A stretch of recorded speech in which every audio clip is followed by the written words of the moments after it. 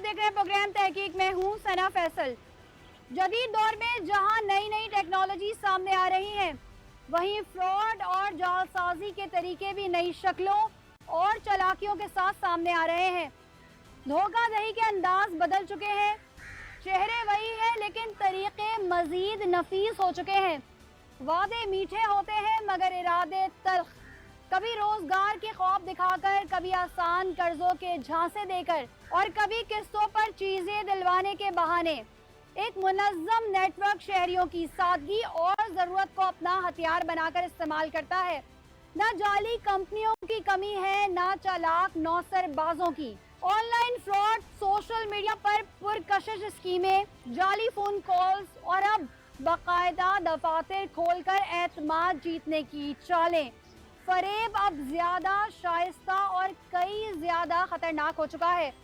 ये मकरो फरेब सिर्फ पैसे का नुकसान नहीं बल्कि ख्वाबों, एतमाद और मुस्तकबिल को भी निकल जाता है। आज की तहकीक में हम इसी धोखे की दुनिया को एक झलक दिखाएंगे, जहाँ सच्चाई का चेहरा छुपाया जाता है और झूठ को एतमाद के लिबास में पेश किया जाता है। क्योंकि ये सवाल अब हर शहरी के जहन में है कि कौन है जो धोखा दे रहा है, कहाँ हो रहा है ये फरेब और कैसे बचा जाए। इन तमाम हकाइक को जानने के लिए बढ़ते हैं तहकीक की तरफ। कराची की साउथ इन्वेस्टिगेशन पुलिस की कार्रवाई ने एक ऐसे गिरोह को बेनकाब किया है जिसकी चालाकियां और गैर कानूनी हथकंडे अब तक सैकड़ों शहरियों को नुकसान पहुंचा चुके हैं। शहरी सहूलत, आसान इकसात और कम कीमत गाड़ियों का पुरकशिश झांसा देते हैं, मगर हकीकत में ये सब एक बड़े फ्रॉड का हिस्सा है। चमकती गाड़ियां, दिलकश वादे और मुहज्जब दफातर, लेकिन पर्दे के पीछे मौजूद था एक ऐसा मुनज़्ज़म गिरोह जो शहरियों की खून पसीने की कमाई को हड़प करने में मसरूफ था। व्हील्स एंड कीज के नाम से चलने वाली ये कार फाइनेंसिंग कंपनी दरअसल धोखाधड़ी का एक जदीद चेहरा थी, जो गाड़ी कम इकसात पर देने के बहाने लाखों रुपए वसूल करती और फिर दफ्तर बंद करके गायब हो जाती। कराची के मुख्तलिफ इलाकों में 1 दर्जन से जायद शहरी इस फ्रॉड का शिकार हो चुके हैं, लेकिन अब ये शातिर मुल्जिमान कानून के शिकंजे में आ चुके हैं, जो कि इस धोखाधड़ी के मरकजी किरदार हैं। इन बेरहम अफराद ने कई चेहरों पर आंसू, बेबसी और पछतावे की कहानियां छोड़ी हैं। इन धोखेबाजों ने दूसरों की हक हलाल की मेहनत की कमाई पर इंतहाई चालाकी से डाका डाला कि लुटने वाले को खबर तक न हुई। गिरफ्तारी के बाद दौराने तफ्तीश क्या इंकशाफात सामने आए, उसने पुलिस के भी होश उड़ा दिए और सवाल उठाया कि इस फ्रॉड के पीछे कोई और बड़ा हाथ है। क्या ये नौसरबाज किसी नेटवर्क का हिस्सा है? और सबसे अहम सवाल कि कितने और शहरी भी इस फरेब के जाल में फंसने वाले हैं। इन सवालात के जवाब जानने के लिए बढ़ते हैं तहकीक की जानिब। नाज़रीन, इस वक्त हम गजरी पुलिस स्टेशन में मौजूद हैं और हमारे साथ आईओ आशिर रज़ा मौजूद हैं। इनसे जानेंगे कि किस तरीके से ये नौसरबाजों का गिरोह आवाम को चूना लगाता था। अस्सलाम वालेकुम। वालेकुम अस्सलाम। अच्छा, मुझे बताएंगे ये मामला क्या था, किस तरीके से रिपोर्ट हुआ, कैसे कार्रवाई की गई, किस तरीके से आवाम को बेवकूफ़ बनाते थे? सबसे पहले तो ये जो नौसरबाज हैं ये एक फ़ेक कंपनीज जो हैं आसान एक साथ, जैसे आज जो कि महंगाई का दौर है तो गाड़ी जो कि सबकी ज़रूरत है, हर कोई कहता है कि मुझे गाड़ी अच्छी से अच्छी मिल जाए और आसान एक साथ पे मिल जाए, तो ये पहले अपनी एक फ़ेक कंपनी रजिस्टर करते थे। उसके बाद जो है ये अकाउंट्स मुख्तलिफ जो है क्रिएट करते थे और उसके बाद जो है वो एड्स लगाते थे, लोग आते थे उन पे अप्लाई करते थे और वो उनसे एडवांस लेके और अपनी एक कंपनी बंद करके तो दूसरी जगह शिफ्ट हो जाते थे। ये काफ़ी अरसे से ये जो ग्रोह है वो इस कराची में और बाकी जगहों पे काम कर रहा था।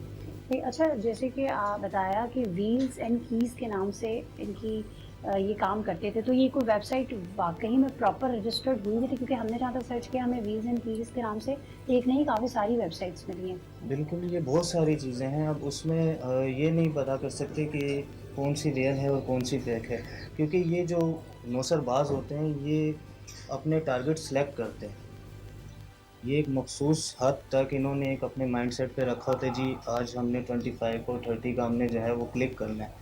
तो जहाँ इनका टारगेट पूरा हो गया, जहाँ इन्होंने अपने वो पेमेंट निकाल ली, और उसके बाद दैन ये शट डाउन करके दूसरी जगह शिफ्ट हो जाता है। सही। अच्छा, तरीक़ेकार क्या होता था कि ये जो अपनी एडवर्टाइज़मेंट करते थे, वो सोशल मीडिया पे करते थे, प्रिंट मीडिया पे करते थे, इलेक्ट्रॉनिक मीडिया पे करते थे, कहाँ करते थे? और जब इनके पास कस्टमर आता था, तो उसे किस तरीके से जो है अपनी बातों के जाल में फँसाते थे? सबसे पहले तो ये एक ऑफ़िस अपना क्रिएट करते थे, लाइक जहाँ पर बिल्डिंग में कोई फ्लोर पे खाली हो तो वहाँ पर उन्होंने अपना ऑफ़िस बनाया, रेनोवेट करते थे। उसके बाद ये फ़ेसबुक के थ्रू एड्स चलाते थे।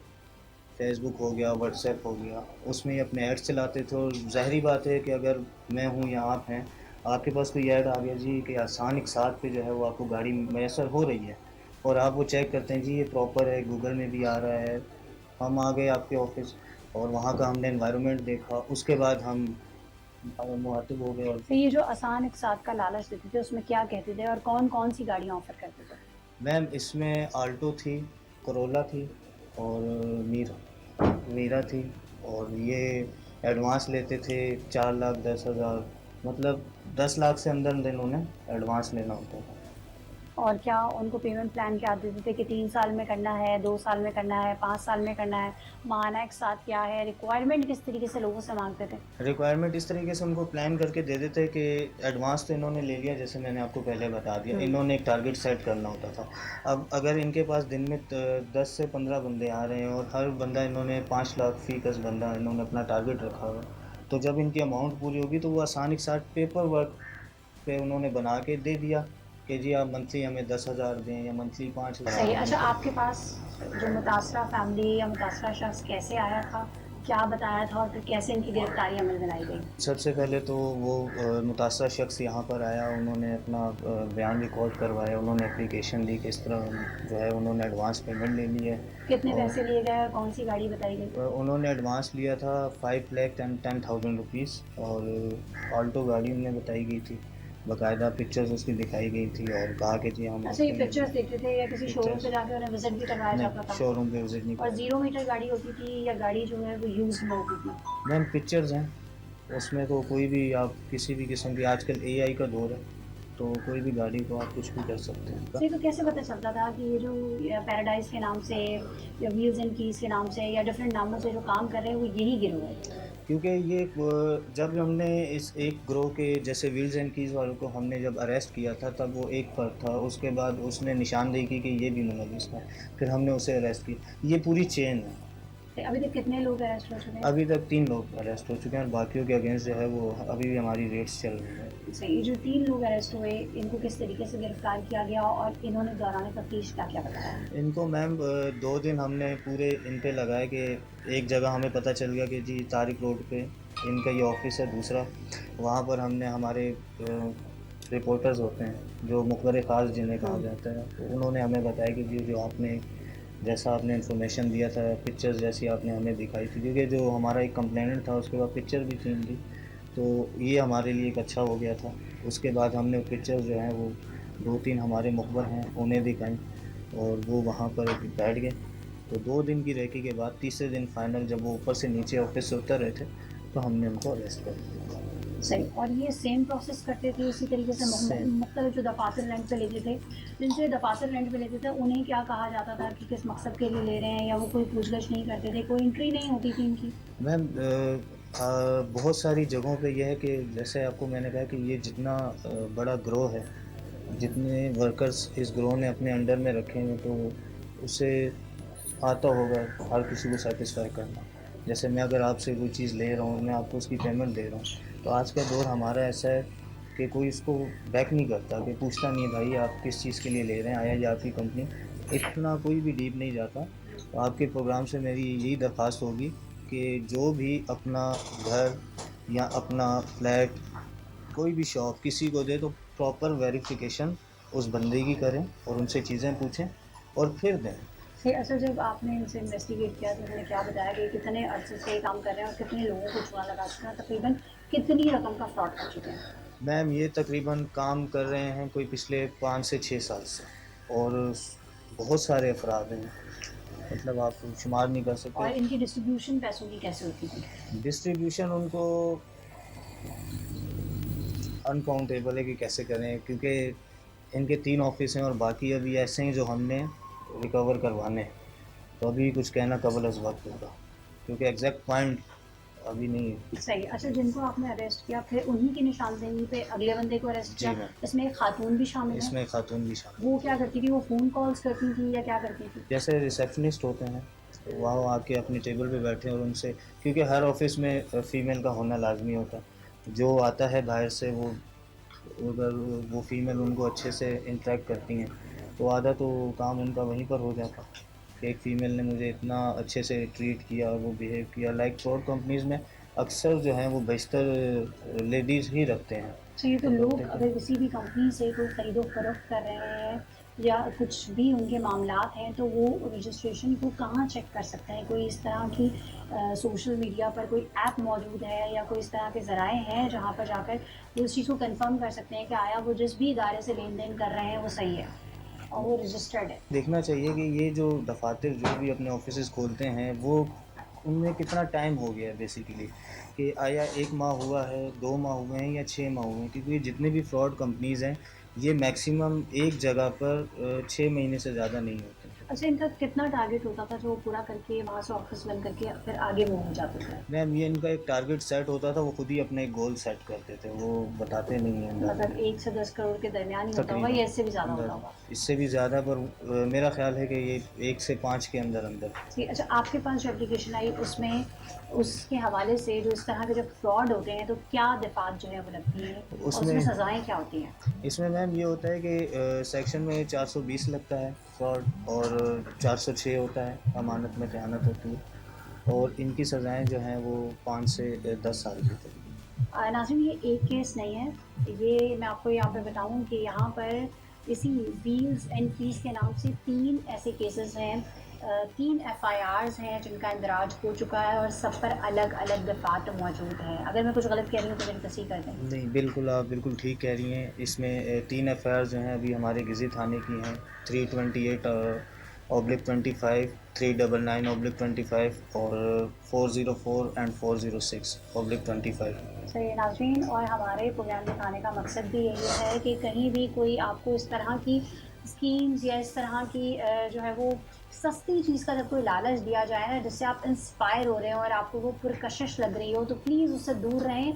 दूर रहने से मुराद ये है कि जब तक कि पूरी तहकीक ना कर लें, जैसा कि इन्होंने अभी कहा कि जहाँ से भी आप जो भी ख़रीदो फ़रोख्त कर रहे हैं, चाहे वो गाड़ी है या और कोई डिफरेंट चीज़ें हैं, चाहे किस्तों पे ले रहे हैं या जैसे भी ले रहे हैं, तो ये देखें उनका ऑफ़िस वहाँ पर कब से है, उनकी मार्केट में क्रेडिबिलिटी क्या है, वो वाक़ई जो जिस भी कंपनी से लेन-देन हो रहा है वो रजिस्टर्ड है या नहीं है। ये तमाम चीज़ें जानने के बाद जो है वो अपनी जमा पूँजी जो है वो आप लगाएँ। नाज़रीन, इसी केस पर मज़ीद बात करने के लिए हमारे साथ सब इंस्पेक्टर अज़ीज़ अहमद अवान साहब मौजूद हैं। अस्सलाम वालेकुम, आपके टाइम का बहुत शुक्रिया। अच्छा अज़ीज़ साहब, मुझे फरमाइएगा कि क्या हुआ था, किस तरीके से आपके पास कंप्लेन आई और कैसे वर्किंग शुरू की? पहले यहाँ पे एक एफआईआर दाखिल थी 399/2025 जिसमें सेक्शन 420 का इजाफा किया।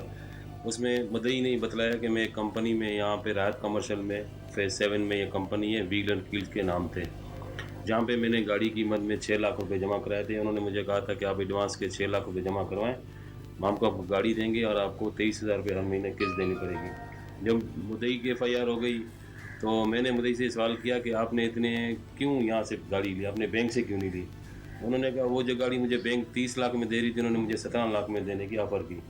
मैंने कहा सस्ती है, इस वजह से मैंने इस कंपनी से अपना सब कुछ किया और मैंने फिर 6 लाख रुपए जमा करवाए। फिर मैंने उससे पहले प्रूफ लिए कि भाई 6 लाख रुपए आपने किसके अकाउंट में जमा करवाए थे। उसने कहा कि तो वहाँ पे ज़ारा हुसैन की नाम लड़की है, ज़ारा हुसैन, उसके अकाउंट में मैंने डायरेक्ट 6 लाख रुपए डलवाए थे। मैंने उससे प्रूफ लेके फिर हमने मज़ीद दूसरे दिन फिर इसी कंपनी के ख़िलाफ़ 3 एफआईआर और हो गई। सबसे पहले हमने एक बंदा गिरफ़्तार किया, रेहान नामी, मोहम्मद रेहान वल्द मोहम्मद अरशद। उसको हमने गिरफ़्तार किया अपने मकबरे अपनी एक टेक्निकल हिसाब से। उसकी निशानदेही पे फिर हमने इसको 2 दिन का रिमांड लिया जाके कोर्ट से। उसको रिमांड के दौरान हमने इसको इंट्रोगेट किया, जिसने इंट्रोगेशन के दौरान बताया कि मैं इस कंपनी के दूसरे मुलज़मान भी गिरफ़्तार करवा सकता हूँ जो कि मैं जानता हूँ। हमने 1-2 रेड किए लेकिन वो घरों पे नहीं थे। फिर हमने जाके तारिक रोड से मुलज़िम ज़ारा हुसैन और एक दूसरा मोहम्मद आसिफ़। अच्छा, ये लोग इतने टेक्निकल हैं कि आपको ऑफिस में अपना नाम कोई भी सही नहीं बताएगा। अब जिसको हमने गिरफ़्तार किया रेहान, वहाँ उसका नाम नादिर था, वो अपने आप को नादिर बना देती।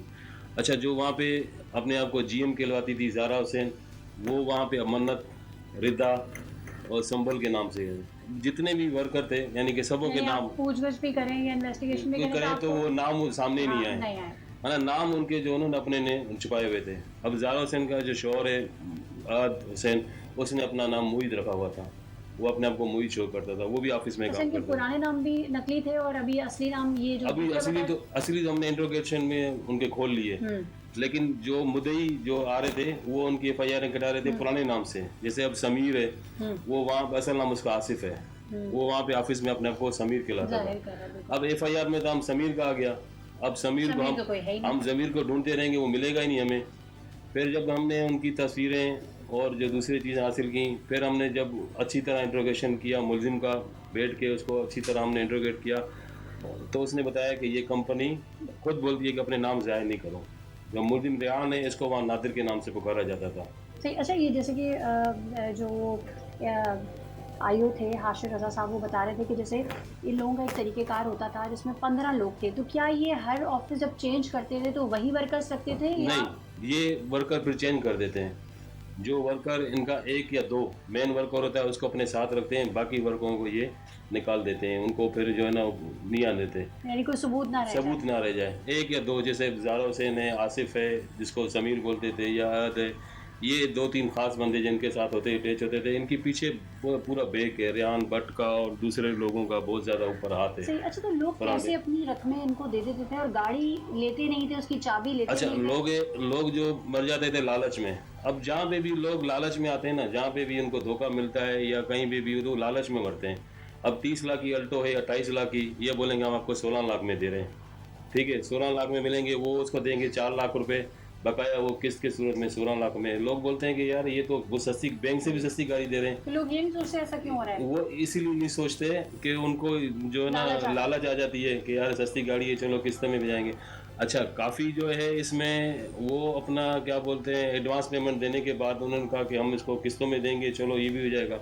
अब मेरे पास एक मुद्दइया इसमें आई, वो बेचारी एक नर्स है, नर्स का काम करती है। उसने कहा मैं इनके पास गई अल्टो लेने के लिए, मैंने कहा मेरे पास 3 लाख रुपए हैं, मुझे अल्टो दे दो, 3 लाख रुपए। इन्होंने दूसरे दिन उसको फ़ोन करके बोला कि आप अल्टो से ना, अल्टो तो बहुत 6-7 लाख की गाड़ी, हम आपको इससे अच्छी गाड़ी दे देते हैं, आप पेमेंट थोड़ी बढ़ा दो। बोला मैंने 2 लाख रुपये और बढ़ा दिए, 5 लाख कर दिए, तो मैं इसी गाड़ी में कि मुझे अच्छी गाड़ी मिलेगी। वो बोला मुझे अल्टो भी नहीं मिली, अब मैं रक्शे में घूम रही हूँ इस वक्त तक। सही है। तो मैं वही पूछना चाह रही हूँ कि जब वो रकम देते थे तो उसी वक्त गाड़ी की चाबी नहीं लेते थे? कोई उनको नहीं, इनको बोलते थे अच्छा आपने रकम जमा करा दी, बोला आपके कागजात हमने जो है ना भेज दिए ऊपर, और इस पर वेरिफिकेशन होगी, वेरिफिकेशन के बाद आपको 15 से 20 दिन, 1 महीने का उसको टाइम दे देते। अच्छा, एक दिन 1 महीने का टाइम गुजर गया तो जो उसको अफसर डील करेगा तो उसको चेंज कर देते हैं, बोलते हैं ये अफसर नहीं है, अब आपको नादिर डील करेगा। जब 1 महीना नादिर उसको गोलियां देते रहेगा, घुमाता रहेगा, बस कंपनी में गई हुई हैं, आपको अभी आ जाएगी, 10 दिन 5 मिनट वेट करें, 5 दिन का वेट करें, 10 दिन का वेट करें, ऐसे करते करते इनको 3-4 महीने, वो अपना जो 6 महीने का इनका पीरियड होता है एक जगह पे, वो अपना पूरा गेन कर लेते थे। से अभी तक ये कौन कौन से इलाकों में जो है वो अपने ऑफिस खोल चुके हैं? ये मैडम, ये अभी कहीं ये 2020 से 21 से इनके जो है ना ये वाक़यात चल रहे हैं। सबसे पहले इन्होंने पैराडाइज कंपनी खोली थी डिफेंस में, जहाँ पे तकरीबन डिफेंस थाने में ही इनके खिलाफ जो है ना 25-30 FIR दाखिल हुई थी पैराडाइज कंपनी के नाम से। फिर उन्होंने चेंज किया यूनाइटेड के नाम से, फिर उन्होंने चेंज किया व्हील एंड कील के नाम से। इस तरह ये कंपनियां चेंज करते रहते हैं। जब इनको ज़ारा को, जो नाम नहाज़ ज़ारा थी, इनको अरेस्ट करने गए तो किन दुश्वारियों का सामना हुआ? जो ना मैं तो हर महीने 50,000 तनख्वाह पे काम करती हूँ, मुझे तो इन्होंने जो रखा था सैलरी पे बजाय, लेकिन बाद में जो है ना मैं इंट्रोगेशन किया कि वो तो थी एम्प्लॉय, लेकिन उसके अकाउंट में पैसे गए थे। हमने उसको कहा कि जो 6 लाख रुपए इस मुद्दई के हैं, जिसमें एक वकील साहिबा भी हैं, उनके उन्होंने कहा इसके पर्सनल अकाउंट में पैसे गए। ये क्या करते हैं, पर्सनल अकाउंट किसी को देते नहीं है, ये एक अकाउंट खोलते हैं बैंक में फर्जी नाम से, कंपनी के नाम से, व्हील के नाम से, उसमें अकाउंट खोल के पैसे वहाँ से देते हैं, फिर लोगों को चेक भी दे देते हैं मेरे नाम पे, या किसी भी फर्जी नाम से नाम उठा लिया, उसके नाम से कंपनी रजिस्ट्रेशन करवा ली, उसके नाम से बैंक में अकाउंट खुलवा लिया। अकाउंट खुलाने के बाद अब वो बंदा इनको मिलेगा ही नहीं। अब एक ऐसा बंदा हमने गिरफ्तार किया है जो बोल रहा है कि मैं गरीब था, इन्होंने मुझे कहा था कि जो है ना अपना हम आपको ये अकाउंट खोल के देंगे, आपको 1 लाख रुपया पर मंथ, 2 लाख रुपए देंगे। उसको पता ही नहीं उसके NIC से इन्होंने कितनी कंपनियां खोल दी, उसके बाद उसके अकाउंट खोल दिए, फिर लोगों को फ्रॉड करके भाग जाना। फिर उसको पैसे भी देते रहे? उसको फिर 1 लाख बोल के उसको 30,000 40,000 देते रहे। अब उसके पे FIR हो गई, वो इनके मजबूर हो गया, अब कहीं जा भी नहीं सकता, बाहर घूम भी नहीं सकता, मजबूर हो गया इसने फिर जो है ना उनके साथ रहना ही मुनासिब समझा कि अब मुझे बचाएंगी भी तो ये, अगर भागूंगा भी तो मेरे लिए सही, इस मुसीबत ही पूरे है। गैंग का मास्टरमाइंड कौन है? पूरे केस का मास्टरमाइंड रेहान भट्ट है, जो इस वक्त जेल में बंद है, सेंट्रल जेल में, और वो भी इन्हीं मुकदमा इन्हीं मुकदमात में 406 में। सही है। अच्छा, कुछ ऐसी सज़ाएं हैं कि जो लोग इस तरह का फ्रॉड करते हैं उनको ऐसी सज़ाएं मिली हों कि लोगों को फिर खौफ आए कि नहीं जी हम ऐसा काम अच्छा, नहीं करें? कानून में औरत के लिए सजा है ही नहीं बिल्कुल भी। फ्रॉड के केसेस में? फ्रॉड के केसेस में भी सवाए हीनस क्राइम में मर्डर और डकैती, इसके अलावा कानून में औरत के लिए बड़ी नरमी है। दूसरे केसेस में ये ज़्यादा करके औरतों को आगे रखते हैं मेन सीटों पे, जैसे HMR हो गया, ठीक है, GM बना दिया, काउंटर पे उसको बिठा दिया, एक अट्रैक्शन दे दी, एक मर्द आएगा वो थोड़ा औरत से बात करेगा, फिर वो बात करते करते देखेगा औरत से भी अट्रैक्शन हो जाएगी, यार मुझसे लड़की हंस के बात कर रही है, ये कर रही है, जैसे इंसान के फितरी मर्द का वो है, तो उससे नंबर भी लेकर ये लोग उसको उस जिसका भी झांसा Trap देते कर हैं, देते हैं। ट्रैप कर देते हैं, झांसा देते हैं कि एक लेडीज आपसे बात जो करें। स्पेसिफिकली कार फाइनेंसिंग पे ही करते थे, इनके और भी तरीके? ये और भी तरीक़ेकार होते थे, बोलते थे हम आप प्लाट भी देंगे आपको लेकर, ये भी देंगे, लेकिन ज़्यादातर कार, मोटरसाइकिल, मोबाइल होना कोई पड़ते एक भी ऐसा केस है जिसने इनसे गाड़ी निकलवा ली हो या चीज़ें निकलवा ली हो, या सब के सब रो रहे हैं अपने पैसे से? सबके सब रो रहे हैं, किसी को नहीं दिया।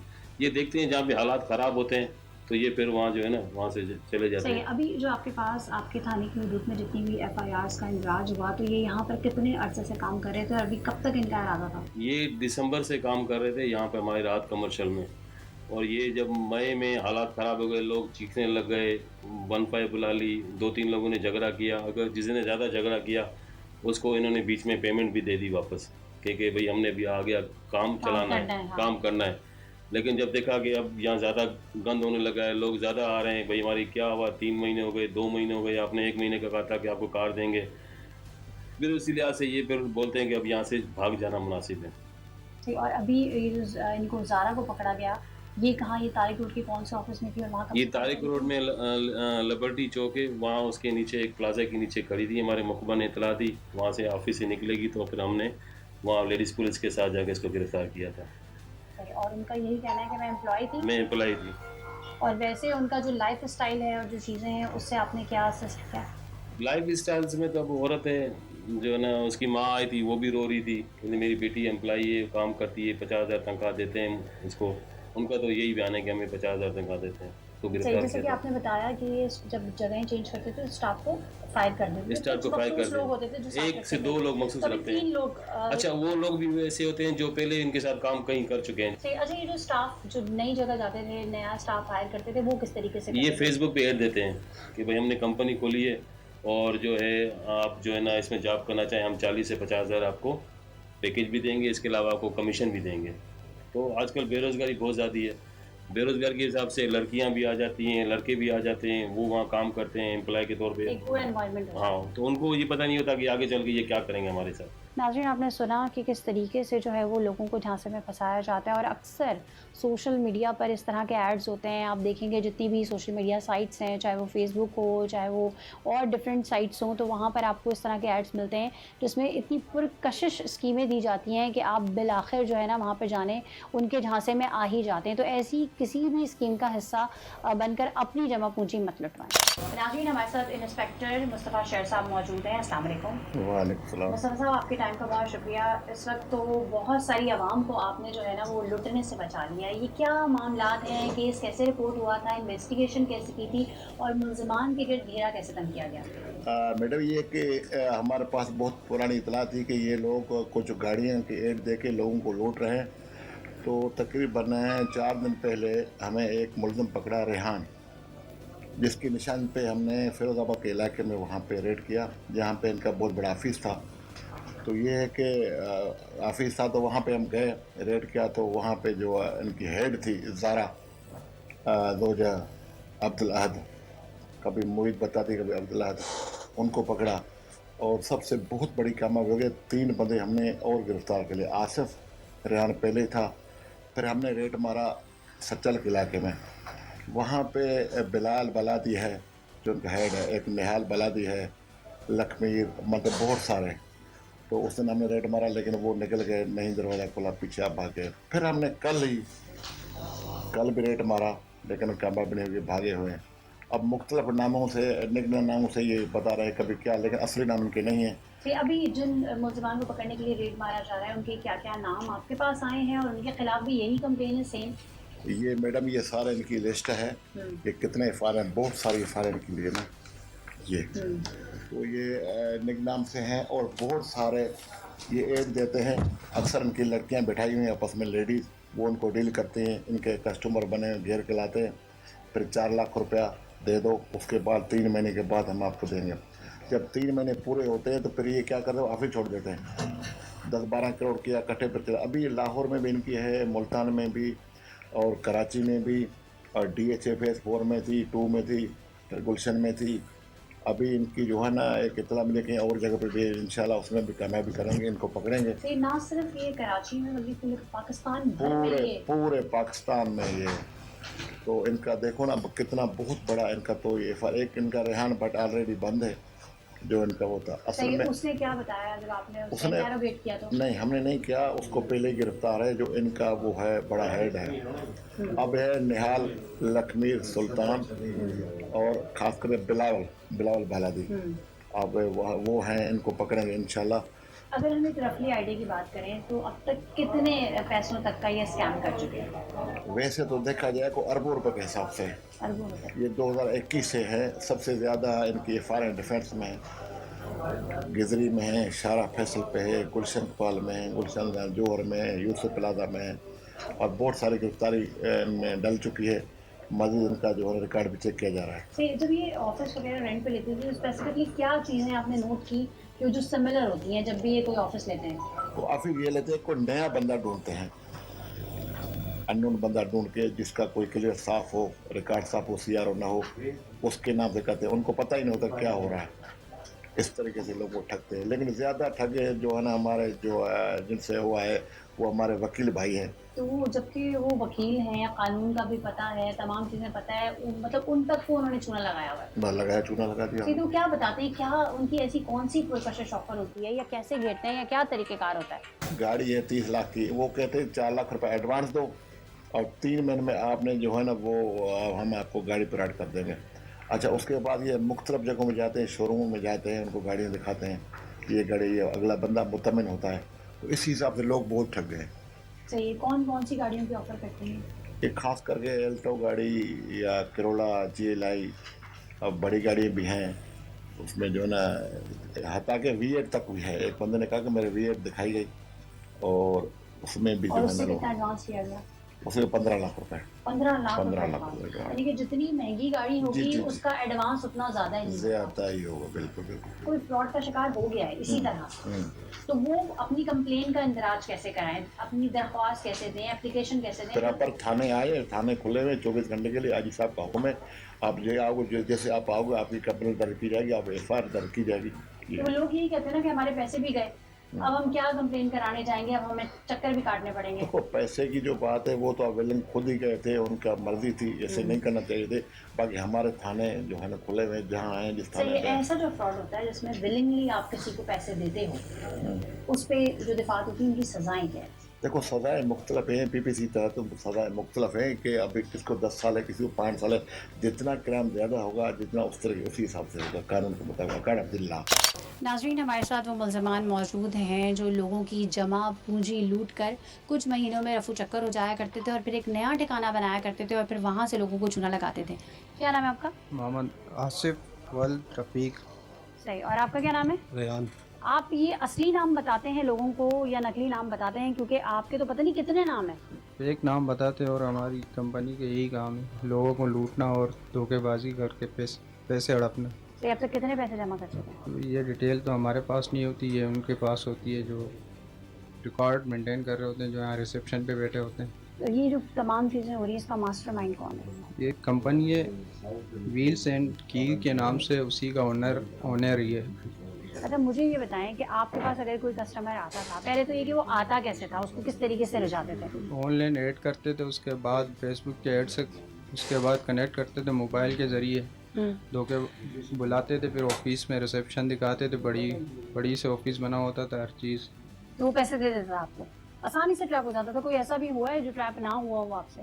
जो आते थे सब ट्रैप होते थे, या दिन में कितने लोग आते थे? 3-4 लोग आ ही जाते। और वो 3-4 लोग जो थे वो तीनों चारों पैसे देने वाले होते थे या क्या होता था? उसमें कोई 1-2 पैसे देने वाला होता, 1-2 दिन फिर दूसरा बोल रहा था, 2-3 दिन बाद आके सही। देखो। अच्छा, आपने कभी ये नहीं सोचा कि किसी की क्या मजबूरी होगी, जो शख्स पूरे पैसे देकर गाड़ी नहीं खरीद सकता, तो इसका मतलब यही हुआ ना कि उसके पास पैसे नहीं हैं।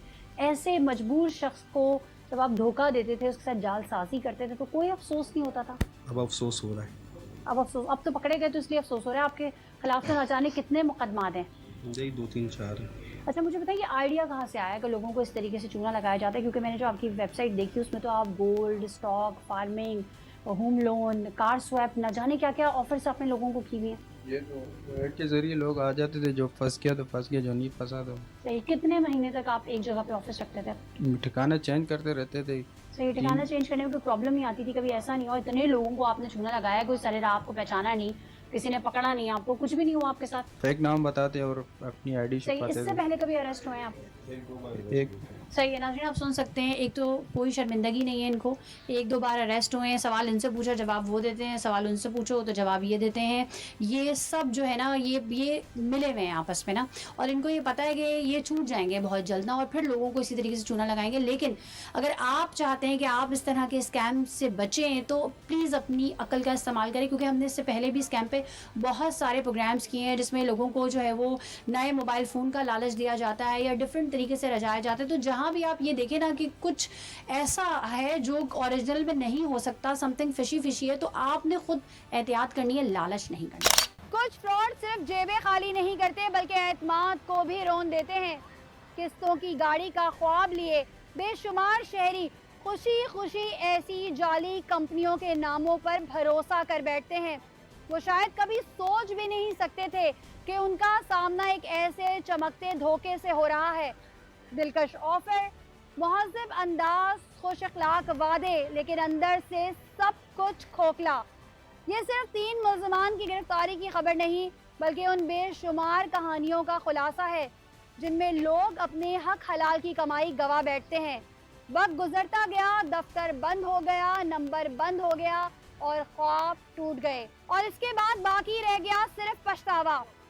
ये सवाल नहीं कि ये फ्रॉड कैसे हुआ, सवाल ये है कि कब तक ऐसे गिरोह सादा लोग आवाम को निशाना बनाते रहेंगे और कब हमारी आंखें वादों के पीछे छुपे सच को पहचान पाएंगी।